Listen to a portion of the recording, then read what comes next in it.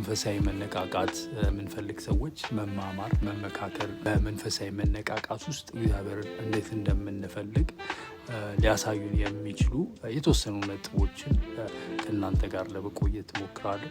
ከእግዚአብሔር ጋር ጥልቅ ሪሌሽንሽፕ ማዳበር እንዴት እግዚአብሔርን ሀሳብ በትጋት እንዴት መፈጸም እንችላለን፣ መንፈሳዊ አቅማችንን ማስጠበቅ እንችላለን እና የእግዚአብሔርን መመሪያ መፈለግ የዘውትር ጸሎት በቀኑ ሙሉ ጸሎት በማድረግ ሊሆን ይችላል፣ ጾም በመጾም ሊሆን ይችላል። ያለንን መንፈሳዊ ግንኙነቶች ማዳበር እንችላለን።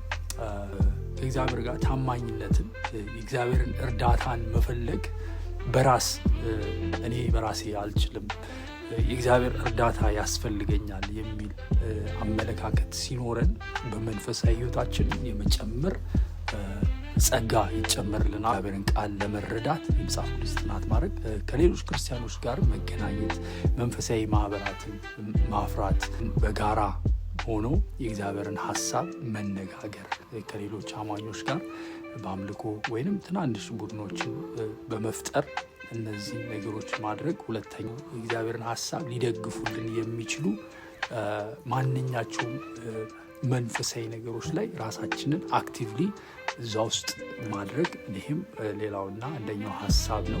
ሶስተኛው ሀሳብ ምንድን ነው? የግል ድክመቶችን በእግዚአብሔር ዘንድ ምንድን ነው ድካሜ ብለን ማየት፣ በእግዚአብሔር እንዴት አድርገን ድክመታችንን ልንገፋው ወይ ደግሞ ስጋዊ ማንነታችን መንፈሳዊ ሕይወታችን እንዳይበረታ እንዳይነሳ በእግዚአብሔር ፈቃድ የማይኖርባቸው ቦታዎች ላይ ራስን አለማግኘት፣ የእግዚአብሔር ሀሳብ የሌለባቸው ቦታዎች ላይ ራሳችንን አለማግኘት ዋናው ነገር ነው። የእግዚአብሔር ሀሳብ የሌለበት ቦታ ላይ ራሳችንን ማግኘት እንደሌለብን፣ በእግዚአብሔር ፈቃድ ውስጥ ክርስቲያን የእግዚአብሔር ሀሳብ የሌለበት ቦታ ሲባል ስፍራን ብቻ ሳይሆን ግንኙነቶችን፣ ሪሌሽንሺፖችን፣ መንፈሳዊ እድገታችንን ሊገቱ የሚችሉ ነገሮችን ማስወገድ አንድ ክርስቲያን ሊወስድ የሚገባው ነው እና ጸጋን ኃጢአትን ለማሸነፍና የበለጠ የጽድቅ ሕይወት ለመኖር አስፈላጊ ነገር እንደሆነ እናውቃለን።